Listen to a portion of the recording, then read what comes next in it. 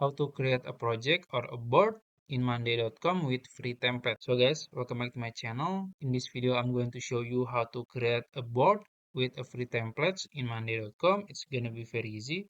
So first you can go to your workshop here in the left side. And then as you can see, there is plus button. You can click it, add item to workshop, and then you can choose board here. Then there is start with template option. You can click it. And then there are a lot of templates from monday.com and you can choose the template categories here. There's a lot of them. Let's say I want to choose freelancer here. So I'm gonna choose it. And then as you can see, there are 5 of them. So let's say I want to choose this one, single projects. I can click it and I can see the preview here, as you can see. And also it can integrate with this app, a lot of them. It's a lot, and then you can just click use template and it's creating your template board.